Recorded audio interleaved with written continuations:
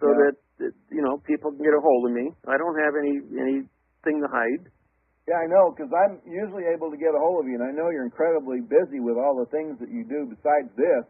It's amazing you humble yourself to help people out. You really are a dedicated human being to making us, I guess, citizens of something with inalienable rights, not civil rights. I mean, to me, that's always been what our forefathers originally had in mind, but I don't think the Constitution's even done right after listening to you look at the word alien.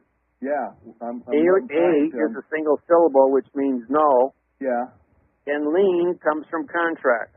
Okay. So if you're an alien, you have no contract. So is that good? But if you spell lie, sometimes I think that might be good.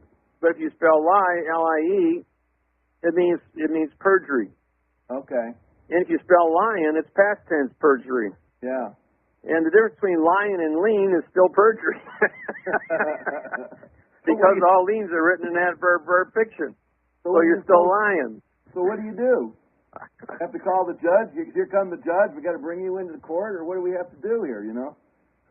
Well, whenever I get scheduled to go to court, they cancel the court. I know. I also heard that your picture. I think I know your picture's in most courtrooms around the country, isn't it? Yeah.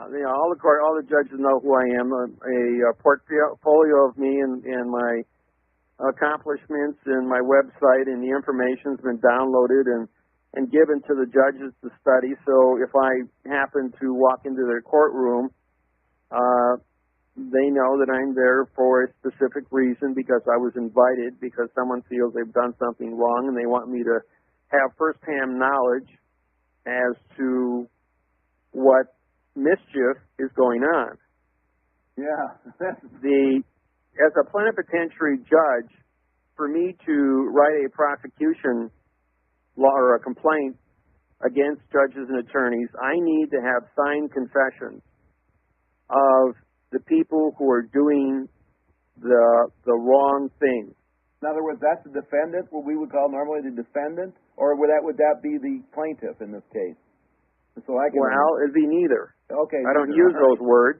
Yeah. If a person who practices contract writing goes ahead and he lies in violation of Title 18-1001 and Title 18-1621 perjury, right, then he is an individual. Upon doing so, he has committed perjury of his oath and dishonored his position, which means he has no honor of his position. Right. All right. If he does that, I need a signed confession from him in order to give me jurisdiction in order to move forward and file a complaint against him. Okay. All 3,850 judges have given me their signed confessions. That's pretty interesting. Yeah. Wow. So in other words, the judges will allow you to move against them. Well, they don't allow anything. Yeah. That doesn't stop the fact that bringing to their attention, and I always give the judge and the attorneys first opportunity to stop and correct under Title 42, 1986, file a Federal Rules of Civil Procedure 41A, voluntary withdrawal of their actions and their conduct, to stop and correct it. We give them 30 days under maritime law. I mean, we understand that people make mistakes. Right. And we are gracious enough to help them, show them all their mistakes. We report back to them with all their mistakes, and we just merely ask them to either fix it and do it right, or to withdraw their argument. That's reasonable. No, that's very reasonable. But if they say, no, we've told a lie, and we're going to stand behind our lie, and we're going to go ahead and damage this person with a lie. Wow. Then I will go ahead and file my complaints with the proper authorities to see that these people are removed from office. And I guess you've been pretty successful. Yes. So that puts a big meaning in "Here comes the judge." This is what it was really meant for. And I don't know how the saying "Here comes the judge" really works in the language. It probably doesn't come out that way at all. But I'm just saying, it's really great that you're out here doing this for a lot of people that need this kind of a service performed in their life so they can have a life again, We all do make mistakes, as you said, There's been many judges that have looked at the paperwork, looked at the arguments that have been presented, told the district attorney, unless you can fix this, I don't want this. There's no record that this ever happened. Right. You will give this person back their life and vacate your position. And I get a call, thank you, I don't exist anymore. I can get on with my life, and they're happy. Yeah, I bet they are happy. I bet they're having a party, getting rid of the judge. So You know, anyway, other down to the people, last minute or so of the show. There are some people that have asked for my service, and then they saw what the implications are of the impact of this information. Yeah.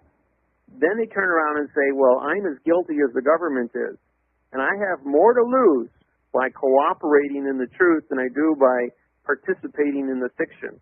Says, yeah, I might have to go to jail for a while. But then, well, yeah, he says, when I get out, they're gonna, because I don't make a fuss about it, they're gonna let me keep what I got. Yeah. I'm going, well, that's your private contract then.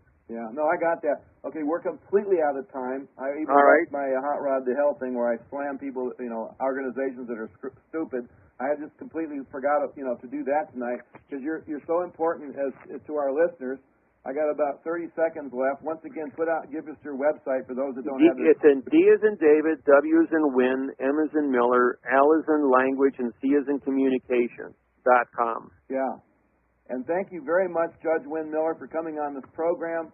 I guarantee you made a lot of people happy tonight, and there's so many people out there that just couldn't wait to hear you. So thank you to my audience. Thank you to BBS Radio. Thank you, Judge. Thank you, everyone, and we'll see you next week. Bye. All right, thank you. You have a good bye. evening.